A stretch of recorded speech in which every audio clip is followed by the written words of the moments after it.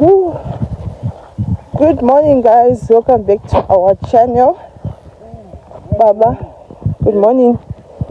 So Baba is planting bambaira.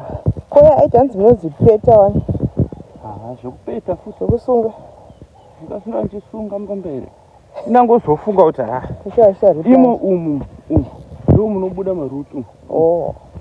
Saka kupita ndo maybe ndo zvakatira kutirusirwa zvekubvunza kuratidza kuti hauna idea ndangozoti ndo munobuda marutu ndangorarisa hapana time. So we are rushing to work. Yeah, we have work today in Harare. Tamuka. But yeah, but actually kwaro manheru after 5:30 or 6 kokoko. Yeah. So no shika. So yeah. Nezuro kwakazotanga kunaya. Hatinazokwanisa kupesa kuplanta mbambaira chichi. Totoisa so. Alright. Saka baba kungobata 2 minutes tozodzoka tichiti transplanter nditi totanga kushaya. Zvekuti taidzoka pasisina chinhu. Our $2. Saka pari kutodiridza futi. Handisi kudiridza. Totosira mwana. Ndogona kunguruva bucket. 1 bucket. 2 buckets. Apa baba ndopa vakasosera.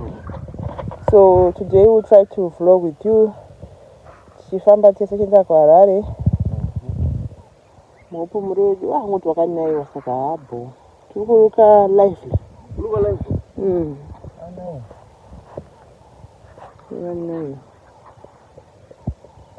Plus pakati pemiriwo apo pakatokura dashasa zibadza zona. Togona kuisa something. Pakati pemuriwo apa nda something. Tichaichisa something. Taitenga something pakati papa. Nekuwedzera muriwo wese ubva wazara uko.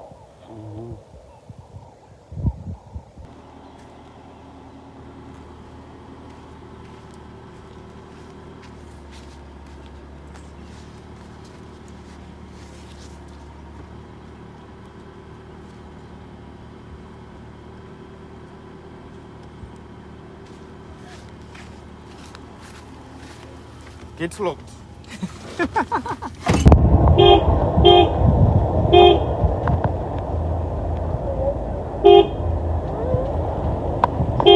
Very stubborn. Onyari. Simu.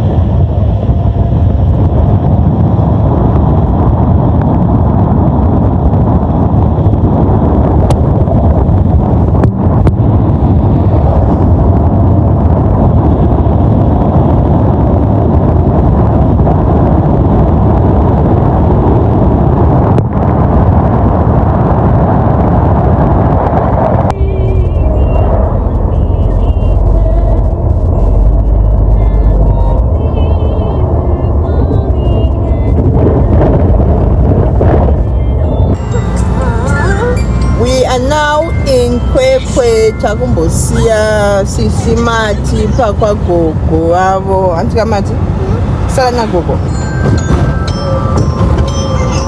so richikuenda newe matipa honi kuenda newe sorry alright tora kaka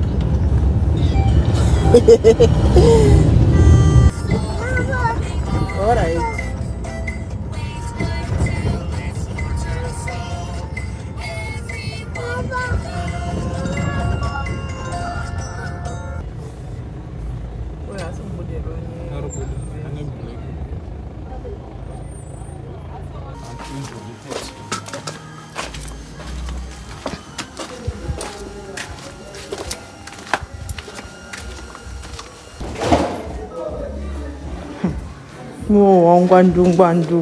Ngwanda wezvinhu. Ngwanda wedeko.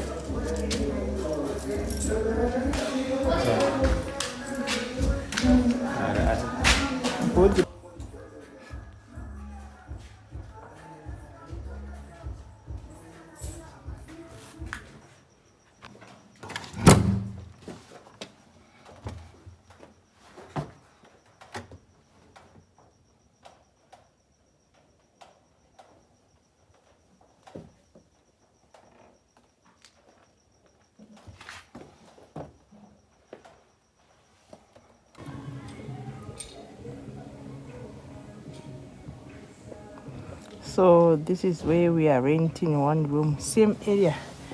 Yatarenda malani rekuseruko skana panopfuura nepo pfungwa dzombodzimbikana mamemories asi hada kwanoenda bosa isimba yako unongoti zvoperera ipapo. So yeah, we're now rushing to work. Yo, tafamba bo. Saka client kwatiri kuenda client towirirana neclient tabva kure tese ato mwana wechitu tichiita.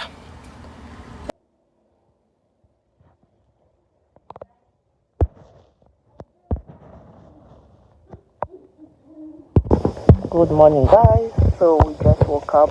We slept in our car. Our room is fully packed. I'll show you the other room. We are renting one and a half room. In space, we need to clear things. Funny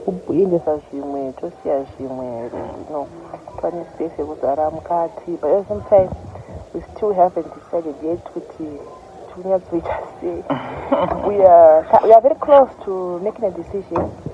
Just takes time as well, but yeah, so but anyway, we need to clear out some things especially singatoshandisa zvagara zvitombo zvemustudio zvotogara zvangoenda.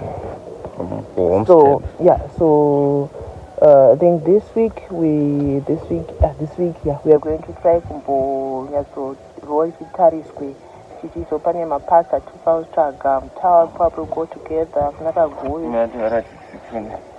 saka after that may you unlock this? Okay. unlock mayuti saka yeah, saka party yoyo hopefully it's not what we are hoping for the best, but what we are thinking kuti mafiro acho asandiwo atiri kufunga isusu vana makanika semendachi.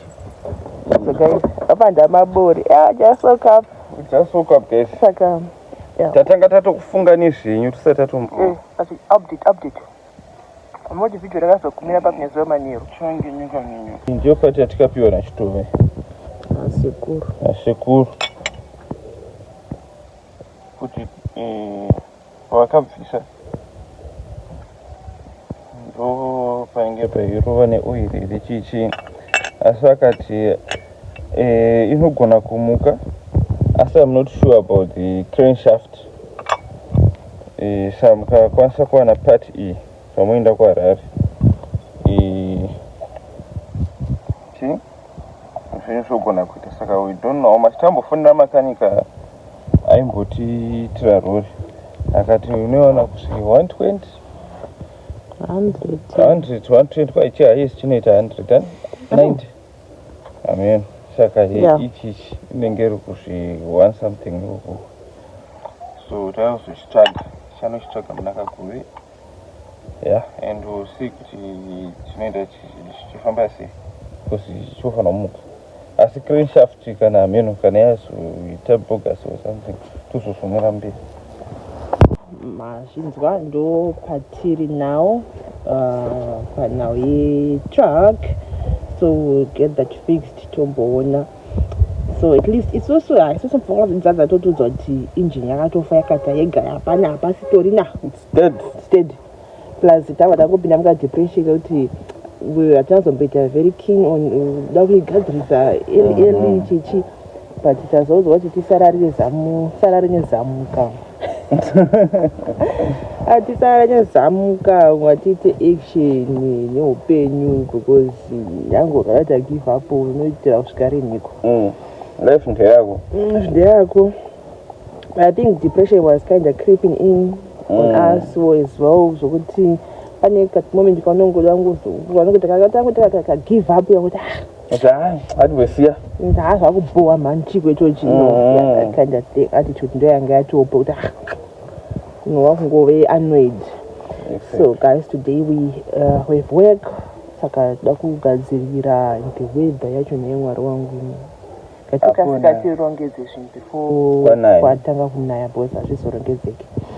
So well uku is also a training client but first time going there, So not sure if I'll vlog. You can also vlog. What I ask Maniro, but I think they can't clean.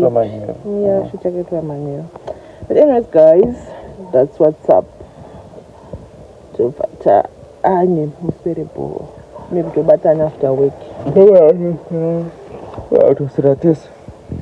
Timboswiri bose tendere pabasa ndikuzotanga uvloga manje uri pabasa so tobatana after we guys take care.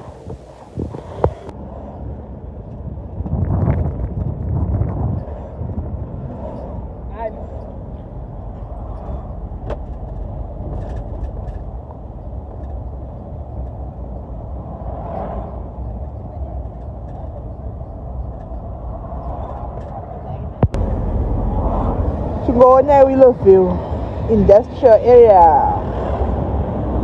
Ndokutori maindustry achiri kutoshanda. Aiwa kwese kwakakushanda. Industry muZimbabwe padai tiri kunze aita kunge kune kusina kana chinhu kusina kana any activity. Maybe kuti ma big companies acho anenge akavhara apawo amhenyo apa nhasi Sunday.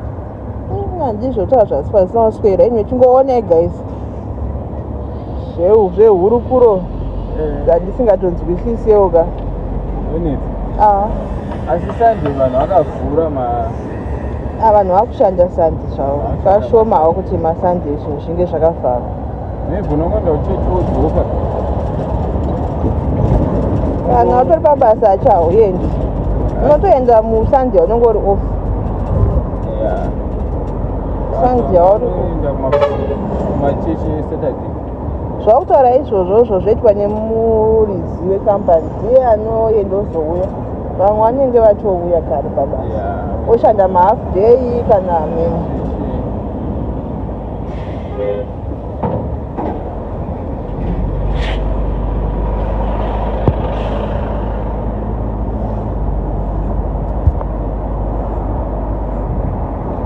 ndibvunza shopu iyi ndo yandakamboona mapoto egreen epink aya iyo izvi inonzi Treasures Factory ndatonetsekana kufunga hope vachaona video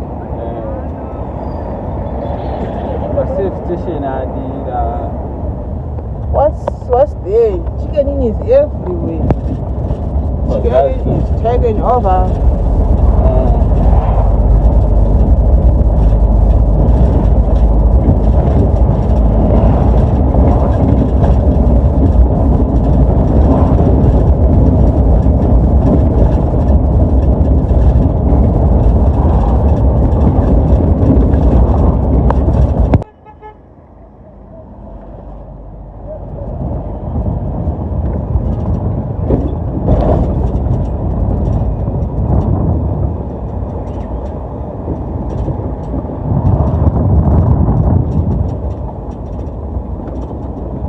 guys, takwenda marine kwangu marine andakakuwira fiyo varipera nawo miwe pafiyo odaifield pamaflat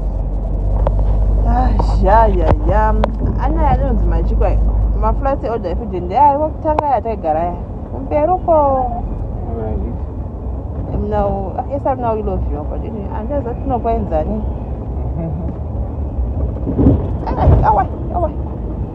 zvaunosea suspension yese mupoto ino areas yangu ino fiyo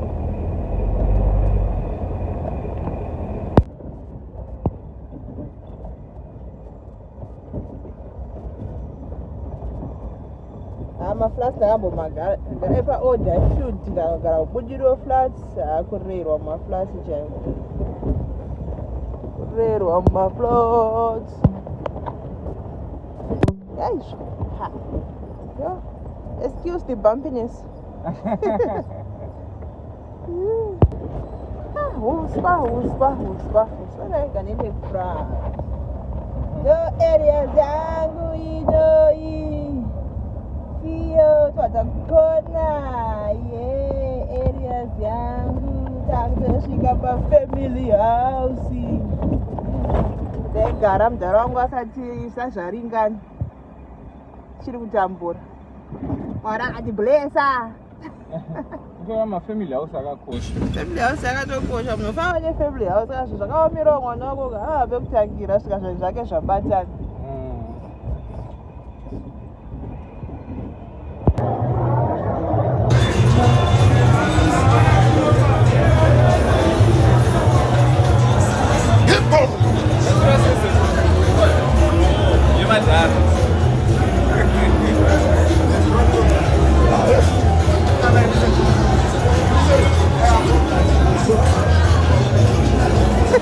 Oh, big up! Don't shake it.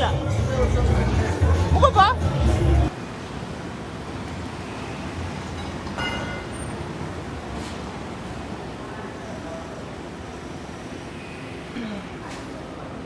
Good morning, another day, another show. Achima paper, Edward. So guys, mota yedu iri kuita tswi mabreak pads anofana nga apera. Asi ndambofunga kuti mimi pandefu. Saka ya taiwa kufitment center chimboitwa chigofamba zvakanaka.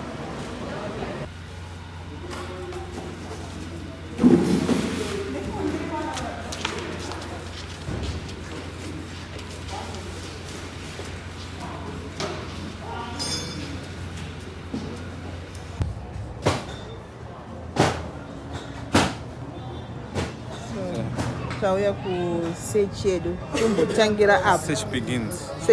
Problem asati aiziva asi ichi ndo first problem yakaonekwa. Then tikasolve tomatora ichi chaitechi. What's next? 1-1 to eliminate. So yeah. The lighting is not like in the future nakutenga mota. Chatenga mota ipi? Tenga Toyota. Mota inonzi Toyota. Kana isi Toyota haisi mota. Zvikunetsekana kuwana mapatsi. Vafomo yande usaidi ndasai. Pese pataita maproblem nemota yedu. Mapatsi aisaukani. Satongowani. Mapatsi awanikwe. Tiri kufambira kavhakirifambira. Akashata. Nevo zvota director. Ayo, unobona uchini wote kapinda mkani.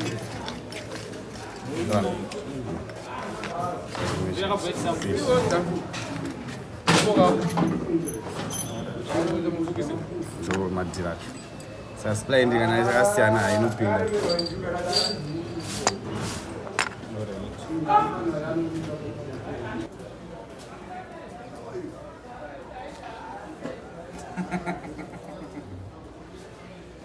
Narukubva. Akadzoka rini? Palm trees and Roma 10, all right. Come a drought, I think it's my banana, but I see my banana so. Oh, Auntie Maria. I think a banana, but I see banana and Maria. I don't think she. Ah, did you? All right. Ko aye Maria. Aye.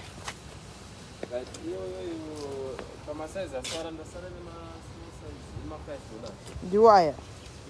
I say I should take this one. Oh.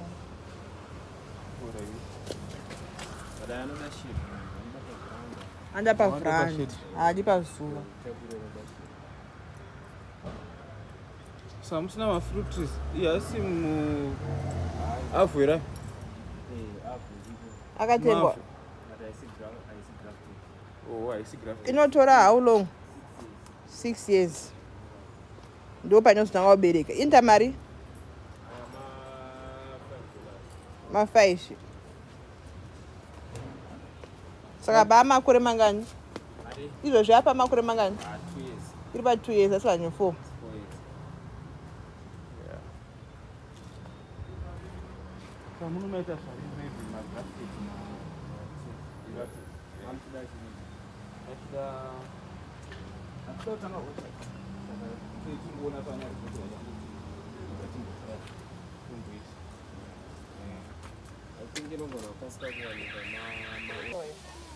hapana kana yekuti munhu achatoshoterwa zvekuti atotanga kufonera mukwaari kwanoti makati vandotuma chichinoasiya ari musaga so mandomasi mahybrid rif maraund asingadi trelisi ndeipiyo yekuti mumesa zvimiti ichina mudenga muchisunga haadi izvozvo anongokurira pasi 26 anongokurira pasi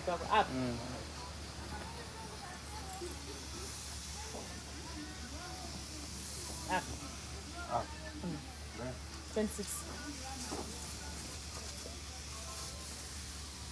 takwasara mangani madomaso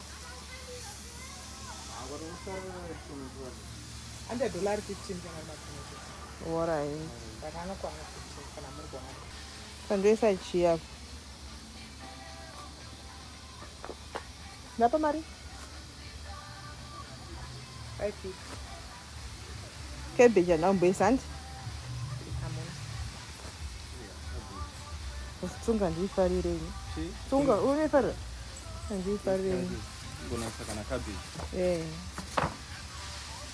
red white red ndatenga chindi remindo yapa $7 kuda 50 cents ndatengei matenga onions matenga red and yellow pepper matenga basil herbs ne coriander herbs matenga red lettuce matenga spinach matenga veg matenga red cabbage besi unaisa coriander nombiona ndeti coriander ndatadzira coriander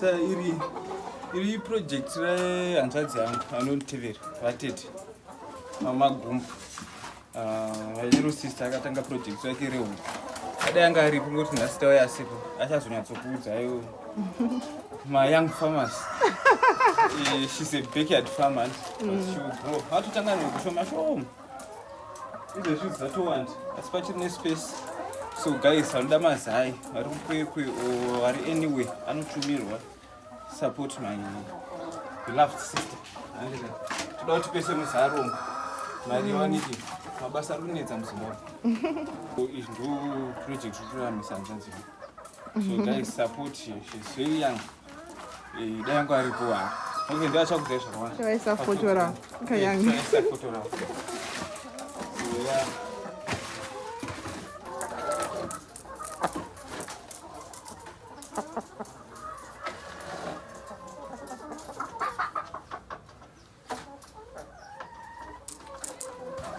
looking very good.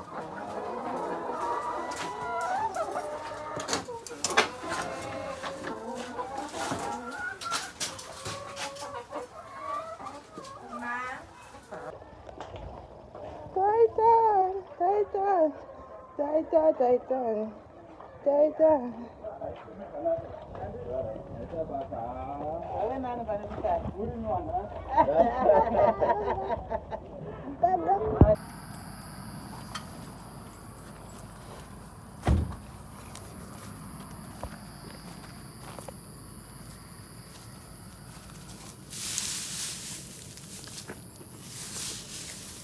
Kuda Harare.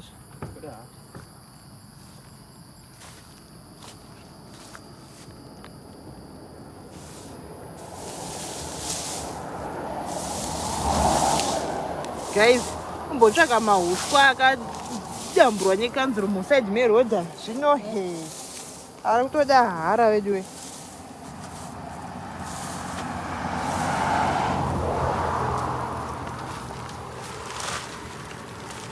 gadheni gadheni Garden.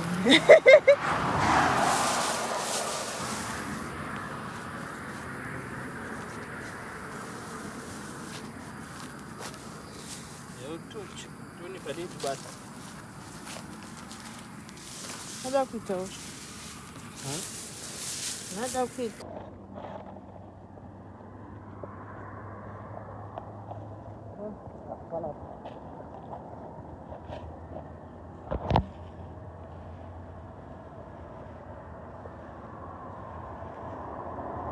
Asashidara.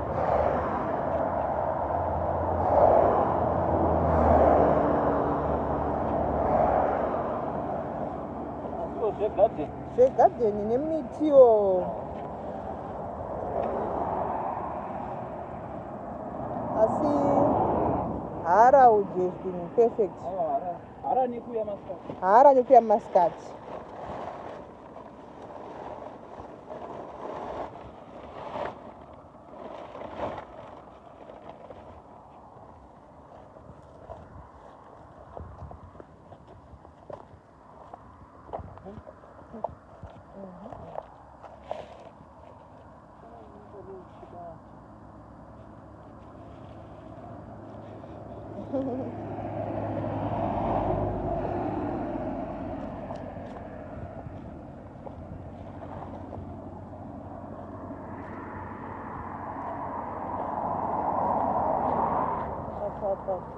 Kaifamba nemvura.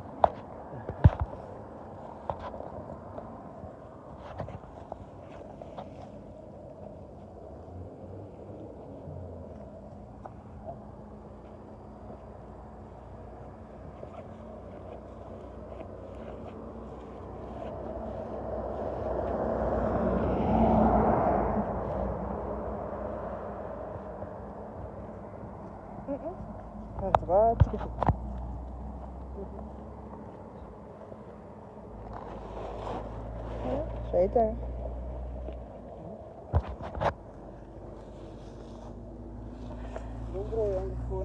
alright. Iri mubhegi.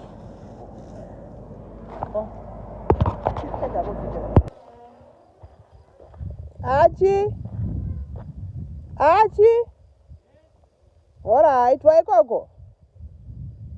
Zvakabuda here? Sindako.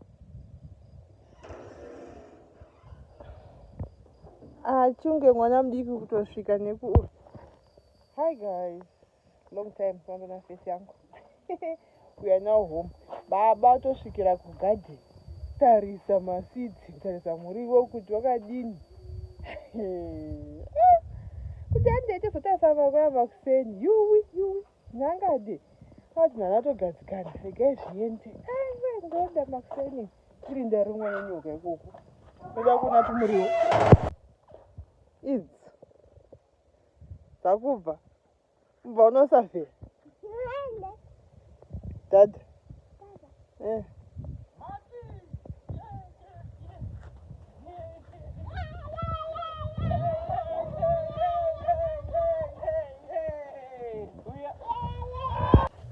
Murimi wanyasi asvika mbambera dzakarohwa nemombe kuti dzakapinda nepai, no idea. Muriwo asi muriwo wakabatawo. Muriwo uratidza kuti wakabata. Ende muriwo unoafrika asi mbambaira maedza ndairova kavara makuseni. Ko maseedlings. Maseeds makapinda mombe futi munesari. Makadyiwa futi? Hadzina kudya zvichiri zvidiki dzakatsika. Saka hapana kana akamira. Apa mamwe akamira akawanda. Mamwe asati ageminate. Asi ngoti mombe unotoona kuti zvakafamba nepo. So fencing is very very important. Ndatadza kana kugadzikana kuti ndotosvika pamba ndobva ndatanga kuzvimwira zvangu. Izvozvo zvawakutozvipa BP. Ndokurima kwacho mangwana ingondibata. Okay, katobika. Saka ya. Ayo ndoda kugadzira kamaseeds. Gadzira hako ndanobika.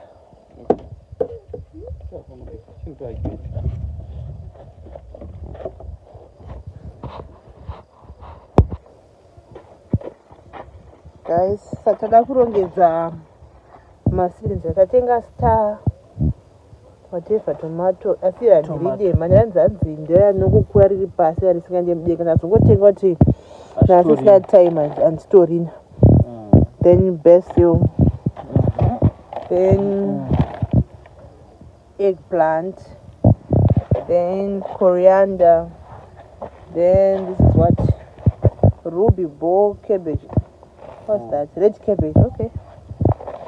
Then red spinach or vachisanganisa. Kale. Ukutobvisa inga kutorabika. Inga kurabika, yeah. But kale hainetsi. Kale and what? Kale. Unotaura tichini. Then yellow pepper, red onion and red pepper. Saka pasara lettuce. Lettuce anarongezachi. Tatenga red lettuce. Lettuce haina. Nani red lettuce iri mukati majini. Haunabata lettuce neanything. Haina. Naye Mwari.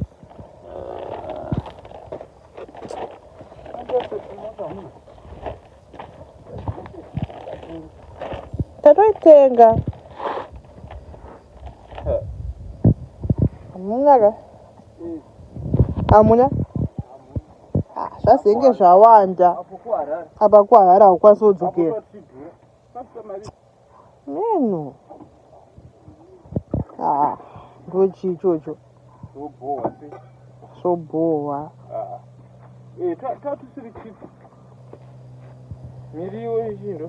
Indoti ndatosara ndikuti kana ndinomboditawo red lettuce ndimboinzwa chichi. Red cabbage. Ndo rakanzi red ruby whatever ball cabbage. Mukati hamuna. Pakaita meruni hamuna. Turimo. Turimo. Saka vana unyora zvese. Kusi iyo lettuce. Turimo. Utwa. Lettuce. Zvaita. Bipi yanga kwira. So apa maita kumabuditsa tomaisa pacardbox tomaspreya tumvura. But also I think I don't know, we're going to do this off camera. I'm tired, guys, traveling here. So we're going to do this off camera. Tongozo yama tomorrow takunoita transplant makuseni first thing tomorrow morning. So that will be on another video. So guys, excited. Kuti chitowa chitakavhara nefenzi, thank God. Hauzoti hauna mombe usvika adya zvinhu zvako. So yeah. Goodbye, guys. Muri manhasi titoonekerawo vanhu. Guys, thank you very much for watching. Please mirai panzvimbo 100 koma kufamba inda kutanga kufamba ndienda mashure. Aiwa. Tiri kure. Kana edu ndakaneta. Thank you very much for watching. And thank you very much for the support. My comments maverenga, we reply to everyone. What no comment and my questions. And thank you very much for the help you might have my comments in my previous videos. We've asked for suggestions and you did help in different ways. What not all right. As soon as I just now funga you see with the and so we thank you, the whole community, the whole family. We appreciate you. Please like, share and subscribe if you haven't. Town and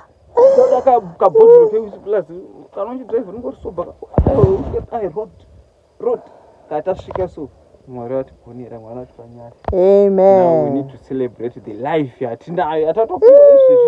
We need to celebrate life. Glass